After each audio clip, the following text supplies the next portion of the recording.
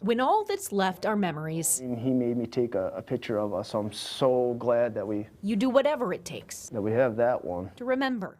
The other day, I actually found myself, I was writing down memories about things that we did together because I don't want to forget them. Joe Zaradka's holding on to even the smallest reminders of his brother Jacob. He was my best friend, you know.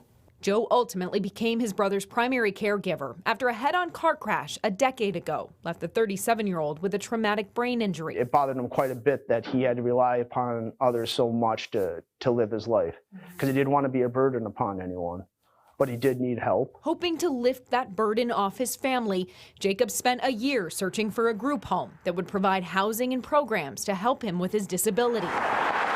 In May, he found one in New Hope. He told me, he's like, there's some nice parks out here where I can jog. But shortly after Jacob moved into the group home on Wisconsin Avenue, Joe says he became concerned about possible drug use in the house. I believe he started to use. Now, he kind of hid it from me because he knew, he was ashamed of it, didn't want me to know. Just a month after he moved in, staff called 911 when they found Jacob in his room, unconscious and not breathing. When I got the phone call, I initially thought it was some kind of joke. New Hope police suspected Jacob had died of an overdose after they found a spoon, a small plastic baggie, and a bloody needle near his bed. The, quote, drug activity paraphernalia qualified as a violation of the city's rental licensing ordinance, which took Sheik Dukley by surprise. The city should not be giving citation because vulnerable adults having mental health crisis. Dukley says the group home he runs was also cited 2 other times that month for disorderly behavior. One for a resident yelling inside the house and throwing a cup at a window in frustration. Another for a resident making unwelcomed comments to a neighbor. Is it unusual to have clients that have emotional or physical outbursts like this or problems within the home? No, it's common. It's an everyday thing. We are managing behavior daily. But according to New Hope's acting city manager and police chief Tim Hoyt, that behavior justified the city's decision to revoke the rental license. We want to make sure the tenant that is living in these group homes are safe. How does evicting them out of the facility address that concern? We're not evicting them. What we're doing, or what the city council is doing, is revoking the registration. Which has what effect on the people that live there? The owners of the property. The owners of the property have to find a new living situation for the tenants in the property. Staff is recommending to revoke the rental registration license. Revoking the rental registration was first suggested in the summer of 2021. To revoke the rental license for 3957 Wisconsin Avenue immediately. Neighbors started complaining to City Hall just months after the group home opened. They are behaviorally completely out of control. They're very belligerent. We should be ashamed that this is allowed to go on. There has been 20 police stops to that house. It's obviously, improper placement for people like that to be placed in a residential area. I'm hoping that maybe some way you guys can figure out how to take care of this. At the time, the city council said there wasn't, because the group home is a state licensed facility. Our hands are somewhat tied at this point. But earlier this year, the city council voted unanimously to revoke the rental license at the Wisconsin Avenue group home. I will make a motion. And months later, they did it again, citing similar disorderly behavior. City leaders revoked the rental license of another group home on Boone Avenue, operated by Sheik Dukley. These people are not regular tenants. These are mental health people. They are people like us. They should be given opportunity to lead normal, meaningful life. But one city council member said he believes there are too many group homes in New Hope. There was a time where some people, they were put in non-residential settings, right? Somewhere that was a building where, like a hospital, where they could be better taken care of. The state legislature needs to get back to that. They need to realize not everyone can live next door in a residential setting. We showed those comments to two experts. I heard a lot of things in those comments that were quite disturbing. Lawrence McDonough is a nationally recognized housing attorney. He seems to long for a time when people with special needs were warehoused. I think it is a problem when your operating assumption is there are some people that just shouldn't be here and they should be in some other kind of institutional setting. Barnett Rosenfield is a disability rights advocate. Everybody with the right kinds of services and supports as might be needed is able to live in the community. It's not just the group home, it's all the neighbors, it's everybody living around that facility. The tenants in the property have to be safe. What led you to believe they weren't safe? The 60-something calls that I had at one of the group homes and the types of calls that we were having was pretty alarming. 5 Investigates reviewed those calls for service. In 2022, officers responded to disturbances in the group home, nuisance issues like noise, and medical emergencies, including mental health calls. If there was gunfire and violent activities and stabbings and really nasty things, I get that, okay? McDonough, the housing attorney, reviewed the 911 call logs obtained by 5 Investigates.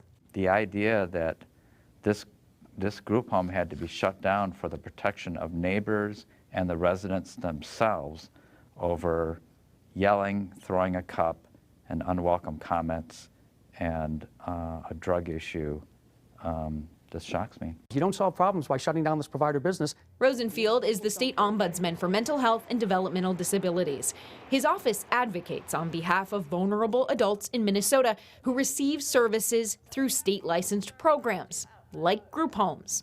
The whole point of having the state license system is to recognize that there's activity going on here that we want to have going on, and we want it going on in a certain way, right? And fundamentally what you're saying is the city's looking at saying there's activity going on here that we don't want going on here. I see this action as potentially being housing discrimination. Is the city concerned that this decision could open itself up to liability? That would be a question for our legal counsel. That's the voice of the city's communications coordinator sitting off camera during our interview. You're not going to answer that at all? No. You would have to talk to our legal counsel on that. During our nearly hour-long interview, Hoyt declined to answer multiple questions, and at one point, Do you mind if we just take a pause, but he left the council chambers and returned a few minutes later. I do appreciate how much time you're taking. Okay. Throughout the interview, Chief Hoyt argued the ordinance gave the city of New Hope authority over these state-licensed group homes. I don't even think you have to be a law enforcement officer. Any person off the street could go into some of these facilities and say, something is going on here, the tenants aren't being taken care of. But isn't that for the state to decide? In the city, it's for me to decide. If every city starts to take this approach, where do people who need direct care end up living? People like Jacob Zaradka. Probably the number one thing that he needed was help navigating the healthcare system here in Minnesota. But despite his disability, so as I was cleaning out his stuff, Joe says his brother was determined to live the life he chose. He knows that because of what Jacob wrote on this single pink Post-it note. A reminder to fight for help. Keep calling all people workers until something is done. To be clear, the state has investigated this group home provider. The Minnesota Department of Health cited both group homes for a handful of violations over the last year and a half. Those resulted in corrective actions the state took toward the home. But Kevin, those violations did not rise to the level of the state banning this provider from operating those homes. Pretty eye-opening, Kirsten. State lawmakers are responding to a 5 Investigates story we brought you last night. In New Hope, people with disabilities are scrambling to find housing after the city shut down their assisted living facilities. Investigative reporter Kirsten Swanson spoke with one state senator who's worried about how this could impact our state's most vulnerable individuals.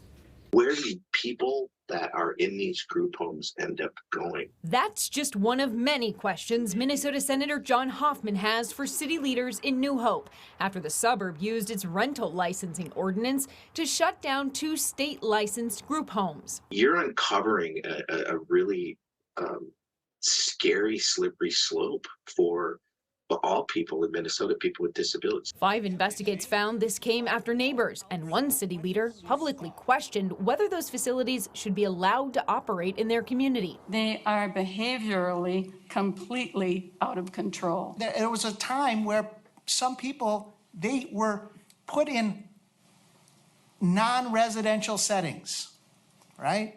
Somewhere that was a building where, like a hospital, where they could be better taken care of. It shocked me to hear that there's still a prevailing opinion and attitude that those people with disabilities, don't belong in our community, right? Hoffman is concerned that the city is using this ordinance on facilities that are licensed and regulated by the state. To me, it's inconsistent that I have a contract with the state of Minnesota, right, that says I'm providing services in a facility, right? And there's this loophole that says, well, no, it's a rental agreement. It's time to close that loophole. Republican State Senator Jim Abler agrees, writing in a statement to 5 Investigates, no city should be allowed to deny state licensed services to persons with disabilities and special needs. This is totally discriminatory, and it's scary because to me, other cities will start to say, well, we can do this, right? Is the city concerned that this decision could open itself up to liability?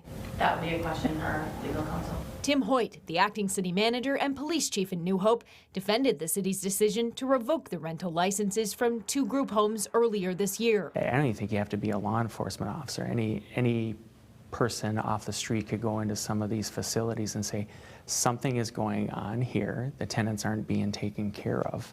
But isn't that for the state to decide? In the city, it's for me to decide. Are you concerned that this decision could set a precedent for other cities in Minnesota? Yep. Hoffman is also concerned about the impact to individuals who live in these group homes. Closing down facilities like this is going to increase our homeless population. We will see an increase in more people with disabilities on the streets, period. Again, the state has cited both group homes for a handful of violations over the last 2 years. Those resulted in corrective actions the state took toward the home, but the violations did not rise to the level of banning this provider from operating. Hoffman agrees with state investigators. Also, he's looked at those records and he says that there's nothing he sees that would cause the state to have shut that provider down from operating. Great reporting, Kirsten. Thank you. Thanks, Kirsten.